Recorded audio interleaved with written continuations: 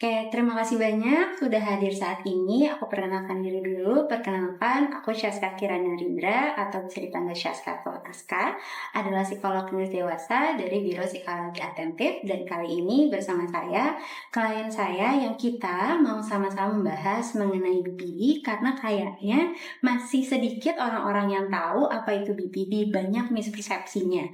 Oke, mungkin boleh memperkenalkan diri dulu. Halo, aku usianya sekarang 30 tahun.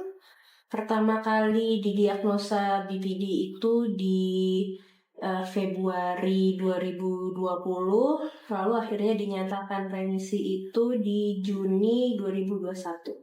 Oke, mungkin aku mau tanya dulu, apa sih yang akhirnya membuat kamu rasanya ingin memberitahukan ke orang-orang, mau menceritakan juga kisah kamu mengenai perjalanan hingga akhirnya remisi ini?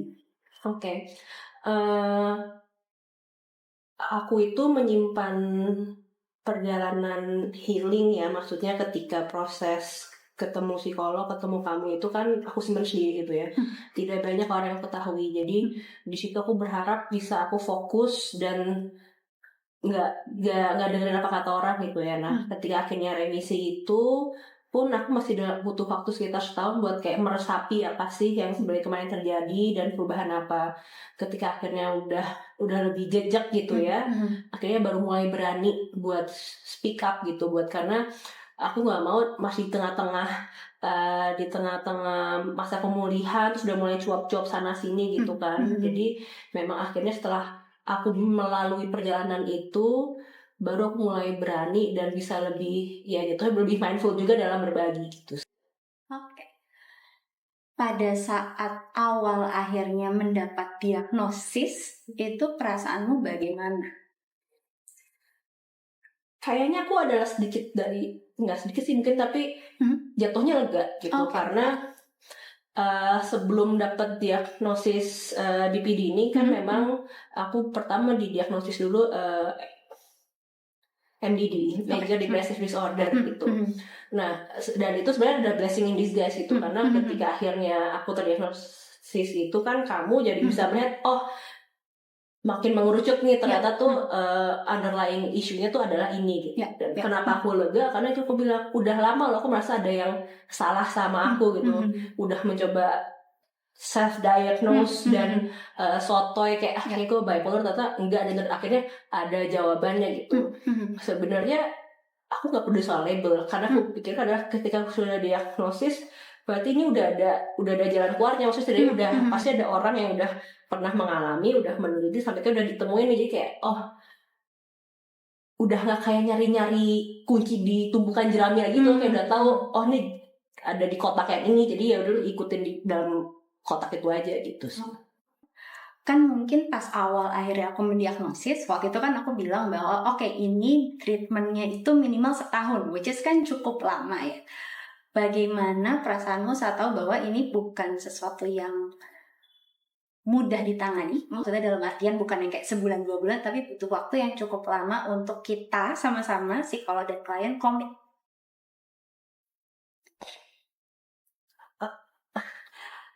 Aku ketawa karena balik lagi ya, aku orangnya materialistis dalam arti aku menghitung semua ya kan, ini butuh komitmen, apakah saya mampu secara finansial gitu kan. Ya oke gitu, berarti lebih ke arah itu karena aku lebih menghitung itu gitu kan. Kalau secara komitmen untuk itu ada ketakutannya lebih karena aku udah bilang aku nggak mau kasih tahu siapapun gitu. Sekarang masih sampai sekarang kondisiku tuh aku masih tinggal dengan orang tua. Jadi lebih kekhawatiran lebih ke arah situ sih, gimana aku bisa pulih dengan cara aku sendiri yang aku inginkan, dengan ritme yang aku mau, tanpa gangguan atau enggak ya kekepoan orang tua gitu sih, gimana harus menyembunyikan itu juga gitu sih. Jadi ketika tahu memang akhirnya harus minimal setahun gitu ya nggak heran orang aku udah merasa udah bertahun-tahun, jadi kan kayak nggak akan semudah memberikan telapak tangan gitu sih. ada nggak masa-masa udah capek konseling gitu, dan kira-kira gimana sih caranya untuk nggak deh aku masih mau lanjutin, karena ya balik lagi tadi minimal setahun dengan teknik DBT ini gitu, dialectical behavioral therapy untuk DBT ini kan butuh komitmen yang perlu terus-terusan termotivasi, dan motivasi kan naik turun. Ingat kan aku pernah menghilang. Dulu sempat menghilang. Ini sekitar 3 bulan, 4 bulan, 3 bulan. tidak menghampiri ibu. Alasannya tentu karena laki-laki. Jadi untuk kayak tadi kan aku bilang emang akhirnya mencetuskan akhirnya emang meledak kayak aku ini super badak itu karena hubungan itu kan. Nah, jadi sebelum aku terdiagnosis aku sudah berpisah dengan pasanganku yang itu. Terus lalu sempat dekat lagi lah biasa kan ya.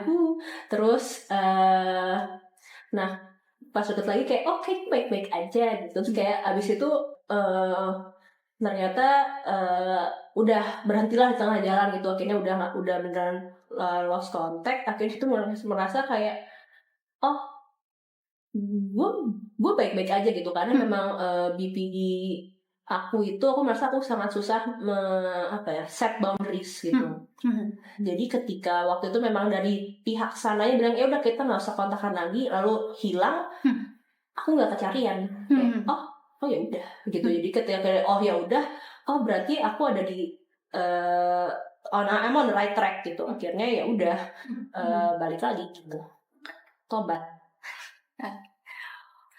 Apa perbedaannya dari sebelum konseling hingga remisi saat ini?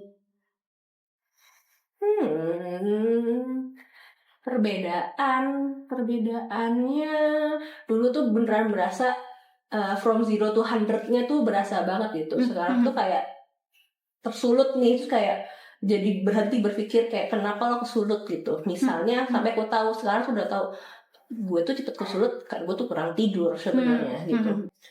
Dan jadi akhirnya sekarang tuh aku bisa mengkomunikasikan gitu, kayak bisa di pekerjaan gitu ya, aku bisa komunikasikan ke tim kayak sorry banget nih kemarin abis lembur, jadi gue pasti gampang senggol bacok, jadi kayak pelan-pelan ya. Jadi pada akhirnya memang aku percaya apapun diagnosanya, penyakitnya mental maupun fisik ya, itu butuh dukungan lingkungan gitu ya. Jadi karena kan yang kenapa-napa sebenarnya aku ya. Jadi ketika aku udah tahu, aku mindful dengan keadaanku dan aku berani speak up gitu ya, untuk mendapatkan lingkungan yang kondusif yang mendukung, sebenarnya semua jatuhnya jadi lebih mudah gitu. Makanya perubahan terbesar ya itu sih, jadi merasa kayaknya aku nggak merasa diriku kadang itu merasa bukan nomor 2 kan, jadi aku kadang suka merasa dia kayak nggak enak, masa gue bilang gue capek, kan semua orang juga capek. Nah itu dia, makanya akhirnya aku untuk berani speak up bahwa aku sedang tidak nyaman atau apa. Itu perubahannya sih sebenarnya. Apa rasanya pada saat itu dinyatakan remisi? Aku nangis kan, karena sudah dijelaskan bahwa remisi bukan akhir dari segalanya ya. Karena aku juga selalu menganalogikan bahwa BPD itu kan penyakit mental. Kalau penyakit fisik itu seperti kayak diabetes gitu ya. Bahwa ya gula darahnya tinggi gitu kan. Jadi gimana cara menekannya ya, harus jaga pola makan. Dan itu sama kayak BPD, ya kamu remisi. Gimana makanya ya be mindful dan semuanya gitu. Jadi sebenarnya tapi akhirnya kayak wah gila, benar berasa kayak masih kayak jalan jauh, terus saya ke belakang ternyata gue udah jauh dari sini loh. Dari awal waktu itu kayak bener-bener lega gitu. Akhirnya revisi guys. Apa yang mungkin yang bisa kamu share ke orang lain untuk orang-orang yang mungkin ngerasa kayaknya gue juga mirip kayak apa yang dinyatakan kamu deh, untuk mulai berani mungkin pergi ke psikolog? Aku sendiri sebagai klien ya, menyarankan untuk setidaknya 2 pertemuan pertama tuh ketemu tatap muka gitu ya, dan coba rutin deh itu maksudnya. Aku sih beruntung ya dapat psikolog yang memang cocok gitu. Aku merasa kita cocok, makanya walaupun aku sempat menghilang, tapi maksudnya to get back on track is very easy for me gitu.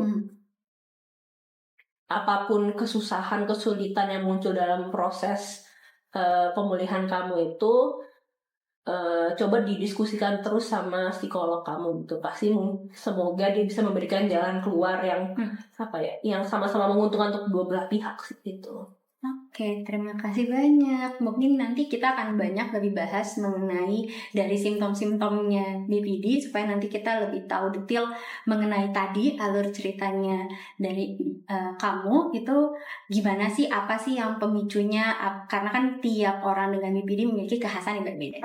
Oke, Terima kasih. Terima kasih.